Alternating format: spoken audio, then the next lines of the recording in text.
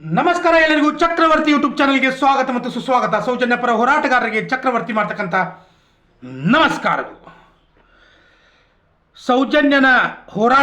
ಸೌಜನ್ಯ ಹೋರಾಟಗಾರ್ತಿ ಅಂತಂದ ಬಂದಿರತಕ್ಕಂಥ ಮುಸುಕುಧಾರಿ ಅನಿತಾ ಅಜ್ಜಿ, welcome to the Chakravarthi show. ಈ ಅನಿತಾ ಅಜ್ಜಿ ತನ್ನ ಸಿಗ್ತಾ ಏನು ತಿಳ್ಕೊಂಡಿದ್ದಾಳಪ್ಪ ಅಂದ್ರೆ ಐಶ್ವರ್ಯ ರಾಯ್ ಅದೇನ, ದೀಪಿಕಾ ಪಡುಕೋನ್ ಅದೇನ, ರಶ್ಮಿಕಾ ಮಂದಣ್ಣ ಅದೇನ, ಓಕೆ, ಆಮೇಲೆ ರಮ್ಯಾ ಅದೇನ, ರಚಿತಾ ರಾಮ್ ಅದೇನ ಅಂತಂದು ಸ್ವತಃ ತಿಳ್ಕೊಂಡಿದ್ದಾಳ ಅನಿತಾ ಅಜ್ಜಿ. ಆದ್ರೆ ಅವಳಿಗೆ ಗೊತ್ತಿಲ್ಲ ನಾನು ಅಜ್ಜಿ ಆಗಿದ್ದೀನಿ ಅನ್ನೋದು.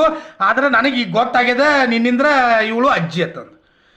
ಸೊ ಈ ಹೆಣ್ಮಗಳು ಎರಡು ಪ್ರಶ್ನೆಯನ್ನು ಕೇಳಿದ್ದು, ಸೌಜನ್ಯ ಹೋರಾಟವನ್ನು ದಂಡಿಗೆ ಹಚ್ಚಬೇಕು, ಆ ಡಿ ಗ್ಯಾಂಗ್ ಜೊತೆ ಕುಡ್ಕೊಂಡು ಸೌಜನ್ಯ ಹೋರಾಟದಲ್ಲಿ ಬಂದು 2 ವರ್ಷ ಇದ್ದು ಇಲ್ಲಿ ಏನಾದರೂ ವಿಟಮಿನ್ ಎಮ್ ದುಡ್ಡು ಸಿಗ್ತದೆ ಅಂತಂದು ನೋಡಿಕೊಂಡು, ಯಾವಾಗ ಈಗೀಗ ಇಲ್ಲಿ ದುಡ್ಡು ಇಲ್ಲ, ಇಲ್ಲಿ ಸುಮ್ಮನೆ ಹೋರಾಟ ಅಷ್ಟೇ ಮಾಡಬೇಕು, ಸೌಜನ್ಯಗಳಿಗೆ ನ್ಯಾಯ ಕೊಡಿಸಿ ನನಗೇನು ಸಿಗುತ್ತದ, ನನಗೆ ಬೇಕಾಗಿರೋದು ದುಡ್ಡು ಅನ್ನೋ ವಿಚಾರ ಇಟ್ಕೊಂಡು ಬಂದಿರತಕ್ಕಂಥ ಅನಿತಾ ಅಜ್ಜಿ, ಯಾವಾಗ ದುಡ್ಡು ಇಲ್ಲಿ ಸಿಗೋದಿಲ್ಲ ಅನ್ನೋದು ಗೊತ್ತಾಯ್ತಲ್ಲ, ಆವಾಗ ಇವಳದು ಅಪಪ್ರಚಾರ ಪ್ರಾರಂಭ ಆಯಿತು. ಸೌಜನ್ಯಗಳ ಬಗ್ಗೆ ಅಪಪ್ರಚಾರ ಮಾಡೋದು, ಅವಳ ಪ್ರಕರಣವನ್ನು ದಂಡಿಗೆ ಹಚ್ಚತಕ್ಕಂಥ ಕೆಲಸ ಮಾಡೋದು, ಆಮೇಲೆ ಶುಂಭರ ಬಗ್ಗೆ ಹೊಗಳೋದು, ಅವ್ರು ಕೊಟ್ಟಿರ್ತಕ್ಕಂಥ AC ರೂಮಲ್ಲಿ ಕೂತ್ಕೊಂಡು ಹೇಸಿಗೆ ಕೆಲಸ ಮಾಡೋದು, ಆಮೇಲೆ ಮಟ್ಟನವ್ರ ಸಾಹೇಬರಾಗಿರ್ಬೋದು, ಮಹೇಶ್ ಶೆಟ್ಟಿ ತಿಮ್ಮರೊಡ್ಡಿ ಆಗಿರ್ಬೋದು, ಜಯಂತ್ ಆಗಿರ್ಬೋದು, ವಿಠ್ಠಲ್ ಗೌಡ ಆಗಿರ್ಬೋದು, ಇವ್ರ ಬಗ್ಗೆ ಇಲ್ಲ ಸಲದ ಅಪಪ್ರಚಾರವನ್ನು, ಅಂದ್ರೆ ಕೈಲೇ ಆಗದೆ ಇರತಕ್ಕಂಥ ಹೇಡಿಗಳ ಕೊನೆಯ ಅಸ್ತ್ರನ ಯಾವುದಪ್ಪ ಅಂದ್ರೆ ಅಪಪ್ರಚಾರ ಅನ್ನೋದು ಈ ಅಜ್ಜಿಯಿಂದ ನಾನು ತಿಳ್ಕೊಳ್ಬೇಕಾಯ್ತು. ಈ ಅಜ್ಜಿ 2 ಪ್ರಶ್ನೆಗಳನ್ನು ಕೇಳಿದಾಳ. ಈ ಅಜ್ಜಿಗೆ 2 ಪ್ರಶ್ನೆಯನ್ನು ಕೇಳೋದಕ್ಕೆ ಬಂದಿದ್ದೀನಿ, ಆ ಪ್ರಶ್ನೆಗೆ ಉತ್ತರವನ್ನು ಕೊಡೋದಕ್ಕೆ ಬಂದಿದ್ದೀನಿ. ಇದು ಕೇರಳ ಅಜ್ಜಿ, ದಕ್ಷಿಣ ಕನ್ನಡ ಅಜ್ಜಿ ಅಲ್ಲ. ದಕ್ಷಿಣ ಕನ್ನಡ ಅಜ್ಜಿ ಇದ್ದರೆ ಸರಿಯಾಗಿ ಮಾತಾಡ್ತಾ ಇತ್ತು. ಇದು ಬೇರೆ ರಾಜ್ಯದಿಂದ ಬಂದಿರತಕ್ಕಂಥ ಕೇರಳ ಅಜ್ಜಿ. ಇದು ಬೇರೆ ರಾಜ್ಯದಿಂದ ಕಮ್ಯುನಿಸ್ಟರನ್ನ ಕರ್ಕೊಂಡು ಬಂದು ಸೌಜನ್ಯ ಹೋರಾಟಗಾರರ ಮೇಲೆ ಹಲ್ಲೆ ಮಾಡಿ ರಕ್ತಪಾತ ಮಾಡ್ತೀನಿ ಅಂತಂದು ಹೇಳಿಕೆ ಕೊಟ್ಟಿರ್ತಕ್ಕಂಥ ಹಲ್ಲಿಲ್ಲದ ಅಜ್ಜಿ ಇದು. ಸೌಜನ್ಯ ಅಂದ್ರೆ ಕರ್ನಾಟಕದವರ ಮೇಲೆ ಹಲ್ಲೆ ಮಾಡ್ತಾಳೆ. ಮತ್ತೊಂದು ಇವಳಿಗೆ ಏನಪ್ಪಾ ಅಂದ್ರೆ ಕಮ್ಯುನಿಸ್ಟರು ಕರ್ಕೊಂಡು ಬರ್ತಾಳಂತ, ಹಲ್ಲೆ ಮಾಡ್ತಾಳಂತ. ಕರ್ನಾಟಕದ ಪೊಲೀಸರನ್ನ ಕಂಡ್ರೆ ಇವಳಿಗೆ ಆಗಂಗಿಲ್ಲ ಅಂತ, ಈಕಿಗೆ ಅಜ್ಜಿಗೆ ಆಗಿ ಬರಂಗಿಲ್ಲ ಅಂತ. ಯಾಕಂದ್ರೆ ಯಾರೂ ಇವಳಿಗೆ ನ್ಯಾಯನ ಕೊಡಿಸಿಲ್ಲ ಅಂತ. ಇವಳಿಗೆ ನ್ಯಾಯ ಕೊಡಿಸ್ಬೇಕಾದ್ರೆ ಇವಳ ಮೇಲೆ ಅಂಥದ್ದು ಏನಾಗ್ಯದಪ್ಪ, ಇವಳಿಗೆ ನ್ಯಾಯ ಕೊಡಿಸ್ಬೇಕು. ಮತ್ತೊಂದು ಇವಳು ಏನು ಹೇಳ್ತಾಳಪ್ಪ ಅಂದ್ರೆ, ಸರಿಯಾಗಿ ಕೇಳ್ಕೊಳ್ರಿ, ಇವಳು ಪ್ರಶ್ನೆಗೆ ಇನ್ನೂ 2 ಪ್ರಶ್ನೆಗೆ ಉತ್ತರ ನಾನು ಕೊಡೋನಿದ್ದೀನಿ. ಮತ್ತೊಂದು ಏನು ಹೇಳ್ತಾಳಪ್ಪ ಅಂದ್ರೆ, ನನಗೆ ಒಂದು ಹೆಲ್ಪ್ ಬೇಕಾಗಿತ್ತು, ಅದನ್ನು ಮಹೇಶ್ ಶೆಟ್ಟಿ ತಿಮ್ಮರೊಡ್ಡಿ ಮಾಡಲಿಲ್ಲ, ಅದಕ್ಕಾಗಿ ನಾನು ಅದರಿಂದ ಹೊರಗಡೆ ಅಂದ್ರೆ ಇದರ ಅರ್ಥ ಇವಳಿಗೆ ಯಾರು ಹೆಲ್ಪ್ ಮಾಡ್ತಾಳಲ್ಲ ಅವ್ರದ್ದು ಮುಕುಳಿ ತೊಳ್ಯಾಕೆ ಹೋಗ್ತಾಳೆ. ಸೌಜನ್ಯ ಹೋರಾಟದಲ್ಲಿ ಹೆಲ್ಪ್ ಎಂತದಿರ್ತದ? ಯಾವ್ದು ಹೆಲ್ಪ್ ಅದ ಇಲ್ಲಿ? ಹೆಲ್ಪ್ ಅದು ಏನಿಲ್ಲ ಇಲ್ಲಿ. ನಿನ್ನ ಮನಸ್ಸಿದ್ರೆ ನೀನು ಒಂದು ಹೆಣ್ಣಾಗಿ ಒಂದು ಹೆಣ್ಣಿಗೆ ನ್ಯಾಯವನ್ನು ಕೊಡಿಸ್ಬೇಕು, ರಾಜ್ಯದಲ್ಲಿ ಅತ್ಯಾಚಾರಗಳು ನಿಲ್ಲಬೇಕು, ನಮ್ಮ ಧರ್ಮ, ನಮ್ಮ ಮಂಜುನಾಥ ಸ್ವಾಮಿ, ನಮ್ಮ ಅನ್ನಪ್ಪ ಸ್ವಾಮಿ ಸ್ವತಂತ್ರವಾಗಿರಬೇಕು, ಸ್ವಚ್ಛಂದವಾಗಿರಬೇಕು, ಯಾವುದೇ ಕಪ್ಪು ಚುಕ್ಕೆ ಇಲ್ಲದೆ ಇಡೀ ಪ್ರಪಂಚವನ್ನು ಅವನು ಬೆಳಗಬೇಕು ಅನ್ನೋ ವಿಚಾರನಿಂದ ಏನಾದರೂ ಇದ್ದಿದ್ದಾದ್ರೆ ನೀನು ಇದರಲ್ಲಿ ಇರ್ತಾ ಇದ್ದೆ.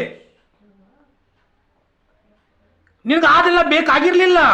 ನಿನಗೆ ಬೇಕಾಗಿರೋದು ದುಡ್ಡಂ ಸರ್ವತ್ರ ಸಾಧನಂ. ಅರ್ಥ ಆಯ್ತಲ್ಲ ಅನಿತಾ ಅಜ್ಜಿ? ಮತ್ತೆ ನೀನು 2 ಪ್ರಶ್ನೆ ಕೇಳಿದಿ. ಏನು ಕೇಳಿದಿಪ್ಪ ಅಂದ್ರೆ, ನೋಡ್ರಿ ಇವಳು ಪ್ರಶ್ನೆ ಎಂತದಪ್ಪ ಅಂದ್ರೆ ಹಾಕ್ತಾನೆ ನೋಡು, 1 ಪ್ರಶ್ನೆ ಕೇಳ್ತೀಯ 2. ಯಾವ ಪ್ರಶ್ನೆ ಕೇಳಬೇಕು? ಇವಳ ಪ್ರಕಾರ ಆ 2 ಪ್ರಶ್ನೆಗೆ ಮಟ್ಟಣ್ಣನವರು ಮತ್ತು ತಿಮ್ಮರೊಡ್ಡಿ ಉತ್ತರ ಕೊಡೋಕೆ ಸಾಧ್ಯನೇ ಇಲ್ಲ. ಇವರು ಆ ಪ್ರಶ್ನೆಗೆ ಉತ್ತರ ಕೊಡ್ಲಿಲ್ಲಪ್ಪ ಅಂದ್ರೆ ಇವರು ನಕಲಿ ಹೋರಾಟಗಾರರದಾರ ಅನ್ನೋದು ಬಿಂಬಿಸುವಂತ ಪ್ರಯತ್ನವನ್ನ ಮಾಡ್ತಾ ಇದ್ದಾಳ ಅನಿತಾ ಅಜ್ಜಿ. ಆದ್ರೆ 2 ಪ್ರಶ್ನೆಗೆ ನಾನು ಉತ್ತರ ಕೊಡ್ತೀನಿ. ಮಹೇಶ್ ಶೆಟ್ಟಿ ತಿಮ್ಮರೊಡ್ಡಿ ಅವರು, ಆಮೇಲೆ ನಮ್ಮ ಮಟ್ಟಣ್ಣ ಸಾಹೇಬ್ರು, ಇವ್ರು ಬೇಡ, ನಾನು ಕೊಡ್ತೀನಿ. ಒಬ್ಬ ಸಾಮಾನ್ಯ ವ್ಯಕ್ತಿಯಾಗಿ ನಾನು ಕೊಡ್ತೀನಿ. ಮೊದಲನೇ ಪ್ರಶ್ನೆ ಏನಪ್ಪಾ ಅಂದ್ರೆ, ಸಂತೋಷ್ ಗೌಡನಿಗೆ ನೀವು ಯಾವ ರೀತಿ ನ್ಯಾಯವನ್ನು ಒದಗಿಸಿಕೊಟ್ರಿ ಅನ್ನೋ ಪ್ರಶ್ನೆ ಇದು. ಸಂತೋಷ್ ಗೌಡ್ನಿಗೆ ನೀವು ಏನು ಕೊಟ್ರಿ ಅದನ್ನ ಮಟ್ಟಣ್ಣನವ್ರ ಸಾಹೇಬ್ರಿಗೆ ಮತ್ತು ತಿಮ್ಮರೊಡ್ಡಿ ಅವ್ರಿಗೆ ಕೇಳಬೇಡ. ನಿನ್ನ ನಿಶುಂಭರದಲ್ಲ ಡಿ ಗ್ಯಾಂಗ್, ರೇಪಿಸ್ಟ್ಗಳ ಗ್ಯಾಂಗ್ ಅದಲ್ಲ, ಅಲ್ಲಿ ಹೋಗಿ ಅವ್ರ ಪ್ರಶ್ನೆಗೆ ಅವ್ರಿಗೆ ಕೇಳು. ಸಂತೋಷ್ ರಾವ್ ನಿರಪರಾಧಿಯಾಗಿದ್ದ, ಸೌಜನ್ಯ ಅತ್ಯಾಚಾರಕ್ಕೆ ಮತ್ತು ಸಂತೋಷ್ ರಾವ್ನಿಗೆ ಯಾವುದೇ ರೀತಿ ಸಂಬಂಧ ಇರಲಿಲ್ಲ. ಆದರೂ ಕೂಡ ನೀವು ಅವನ ಮೇಲೆ ಸುಳ್ಳು ಆರೋಪ ಮಾಡಿ 8 ವರ್ಷಗಳ ಕಾಲ ಜೈಲಿಗೆ ಕಳಿಸಿದ್ರಿ. ಅವನಿಗೆ ನೀವು ಯಾವ ರೀತಿ ನ್ಯಾಯ ಕೊಡಿಸಿದ್ರಿ ಅಂತಂದು ಅಲ್ಲಿ ಹೋಗಿ ಕೇಳು. ಅಲ್ಲಿ ಆಗಲಿಲ್ಲ, ನ್ಯಾಯಾಂಗ ವ್ಯವಸ್ಥೆಯನ್ನು ಹೋಗಿ ಕೇಳು. ಅದನ್ನ ಬಿಟ್ಟು ಒಂದು ಅಜ್ಞಾನಿ ಇದಿ ನೀನು ಅಜ್ಞಾನಿ. ನೀನು ಎಸಿ ರೂಮ್ನಾಗ ಕೂತ್ಕೊಂಡ ಹೇಸಿಗೆ ತಿಳೋ ಕೆಲಸ ಮಾಡ್ತೀಯ. ಸಂತೋಷ್ ರಾವ್ನಿಗೆ ನೀವು ಏನು ಕೊಟ್ಟಿ, ಯಾವ ರೀತಿ ಸಂತೋಷ್ ರಾವ್ನನ್ನ ಎಲ್ಲಿದ್ದಪ್ಪ ಅಂದ್ರೆ ಕತ್ತಲೆ ಕೋಣೆಯಲ್ಲಿದ್ದ ನರಕದಲ್ಲಿದ್ದಿರ್ತಕ್ಕಂಥ ಸಂತೋಷ್ ರಾವ್ನನ್ನ ಸ್ವತಂತ್ರವಾಗಿ ಹೊರಗಡೆ ಸ್ವರ್ಗಕ್ಕೆ ಕರ್ಕೊಂಡು ಬಂದಿದ್ದು ಮಟ್ಟನವರು ಸಾಹೇಬರು ಮತ್ತು ಮಹೇಶ್ ಶೆಟ್ಟಿ ತೀಮರೊಡ್ಡಿ. ಇದನ್ನ ಅರ್ಥ ಮಾಡ್ಕೋ. ಜೈಲಿಂದ ಕರ್ಕೊಂಡು ಬಂದು ಅವನಿಗೆ PDO ಕೆಲಸ ಕೊಟ್ಟು ₹1 ಕೋಟಿ ಮನೆಯನ್ನ ಕೊಟ್ಟು ತಿಂಗಳ 10 ಲಕ್ಷ ರೂಪಾಯಿ ಪೆನ್ಷನ್ ಕೊಡಂತೀಯ. ಅದು ನಿನಗೆ ಮಟ್ಟನ ಸಾಹೇಬ್ ಎಲ್ಲಿದೆ ಮರಾಯಣಿ ಎಲ್ಲದಿ? ಸುಮ್ಮನೆ ಇದೆಲ್ಲ ನಮಗೆ ತಲೆ ಕೆಡ್ಸೋಕೆ ಹೋಗ್ಬೇಡ. ಅನಿತಾ ಅಜ್ಜಿಗೆ ಒಂದು ₹10 ಕೋಟಿ, ₹1 ಕೋಟಿ ಮನೆ, ಒಂದು 10 ತೊಲಿ ಬಂಗಾರ, ಮತ್ತೊಂದು 20 ಜೋಡಿ ಅರಿವಿ, ಒಂದು 10 ಜೋಡಿ ಚಪ್ಪಲ, ಇವನ್ನೆಲ್ಲ ಕೊಟ್ಟು ಬಿಡ್ರಿ ಮಠದ ಸಾಹೇಬ್. ತಪ್ಪು ತಿಳ್ಕೊಬೇಡ್ರಿ. ನಿಮ್ಗೆ ನಾ ಏಕವಚನದಾಗ ಮಾತಾಡಿರ್ತಂದ ನೀವು ನಮ್ಮ ಗುರುಗಳು, ನಮ್ಮ ಆರಾಧ್ಯ ದೇವರು, ನಮ್ಮ ಉತ್ತರ ಕರ್ನಾಟಕದವ್ರು ತಂದ ಒಂದು ನಮ್ಮ ಮಾತಾಡೋ ಸ್ಟೈಲ್ ಹಂಗದ ನಿಮ್ಗೆ ಗೊತ್ತದಲ್ಲ. ಕೊಟ್ಟು ಬಿಡ್ರಿ. ಯಾಕಂದ್ರೆ ಅದಕ್ಕೆ ದುಡ್ಡು ಬೇಕಾಗಿದೆ, ಕೊಟ್ಟು ಬಿಡ್ರಿ. ಇಲ್ಲಿ ಸಲದ ಪ್ರಶ್ನೆ ಕೇಳೈತಿ ಹುಚ್ಚದ ಹುಚ್ಚಜ್ಜಿ ಹುಚ್ಚದ ಅದು ಕೊಟ್ಟು ಬಿಡ್ರಿ. ಅದಕ್ಕೆ ಬೇಕಾಗಿರೋ ದುಡ್ಡುಗಾಗಿ ಬಂದಿತ್ತು, ಸೌಜನ್ಯಕ್ಕಾಗಿ. ಎಲ್ಲರೂ ಸಾಲದು ಮಾಡೋದು ಫೈನಾನ್ಸ್ದಾಗ ಕೊಟ್ಟು ಬಿಡೋದು. ಅದಕ್ಕೆ ಬರೀ ದುಡ್ಡು ಅನ್ನೋದೈತಿ. ಇಲ್ಲ ಸಲದ ಪ್ರಶ್ನೆ ಕೇಳಾಗತೈತಿ. ಸಂತೋಷ್ ರಾವ್ಗೆ ನೀನೇನು ಕೊಟ್ಟಿ ಅನಿತಾ ಅಜ್ಜಿ? 2 ವರ್ಷ ಇದ್ದಲ್ಲ, ನೀನು ಹೋಗಿ ಸಂತೋಷ್ ರಾವ್ ಜೊತೆ ಒಂದಿನಾದರೂ ಮಾತಾಡಿದೆ? ನೀನೇನು ಕೊಟ್ಟೆ ಅವನಿಗೆ? ಇಲ್ಲಿ ಕೊಡೋದು ತಗೊಳ್ಳೋದು ವ್ಯವಹಾರ ಅಲ್ಲ, ಸೌಜನ್ಯಗಳಿಗೆ ನ್ಯಾಯ ಕೊಡಿಸೋದು ಅಷ್ಟ ಪ್ರಮುಖವಾಗಿರ್ತಕ್ಕಂಥ ಉದ್ದೇಶವನ್ನು ನೀನು ತಿಳ್ಕೊಳ್ಬೇಕು. ನೆಕ್ಸ್ಟ್ 2ನೇ ಪ್ರಶ್ನೆ ಏನು ಕೇಳ್ತಾಳಪ್ಪ ಅಂದ್ರೆ, ಸೌಜನ್ಯಗಳಿಗೆ ಅತ್ಯಾಚಾರ ಆಯಿತು, ನೀವೆಲ್ಲರೂ ಕೂಡ ಹೋರಾಟವನ್ನು ಮಾಡಿದ್ರಿ.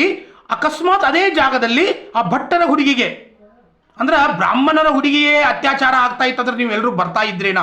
ಇವೆರಡು ಪ್ರಶ್ನೆಗಳಿಗೆ ನೀವು ನನಗೆ ನಾಚಿಕೆ ಬರಬೇಕು. ಜಾತಿವಾದವನ್ನು ಮಾಡ್ತಾ ಇದ್ದೆ ನೀನು. ನಿನ್ನ ಮೇಲೆ ಮೊದಲು ಕೇಸ್ ಹಾಕಿ ಒಳಗಡೆ ಹಾಕಬೇಕು ನೀನು.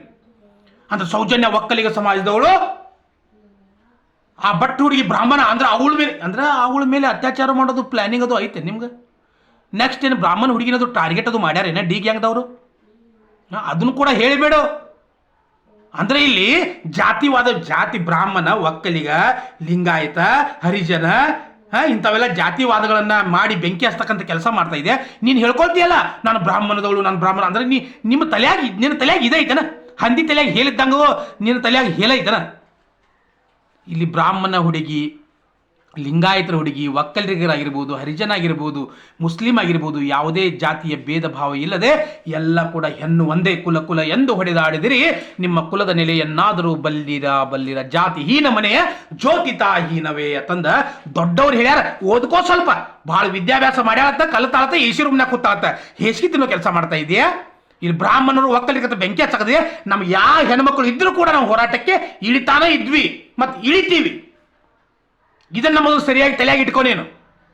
ಅದನ್ನು ಬಿಟ್ಟು ಬ್ರಾಹ್ಮಣರು ಒಕ್ಕಲಿಗರ ತಂದು ಬಂದ ಅವಳ ಮೇಲೆ ಆಗಿದ್ರೆ ಬರ್ತಿದ್ರೇನಾ, ಕುಣಿತಿದ್ರೇನಾ, ನಿಲ್ತಿದ್ರೇನಾ, ನನ್ನ ಬಾಯ ಕೂತ್ ಹೇಳ್ತಿದ್ರೇನಾ ಕೇಳಾಗದು ಇಲ್ಲೇ. ಇವು 2 ಪ್ರಶ್ನೆ ನಿನ್ನ ಇವ. ನಾಚಿಕೆ ಬರ್ಬೇಕು ನಿನಗೆ, ನಾಚಿಗೇಡಿ. ನೀನು ತಿಳ್ಕೊಂಡಿರ್ಬೇಕು. ಚಕ್ರವರ್ತಿ ನನಗೆ ಎಲ್ಲಾದರೂ ಅಪಶಬ್ದವನ್ನು ಮಾತಾಡಬಹುದು, ನಾನು ಕಾಯ್ತಾ ಇದ್ದೀನಿ ಅಂತಂದ.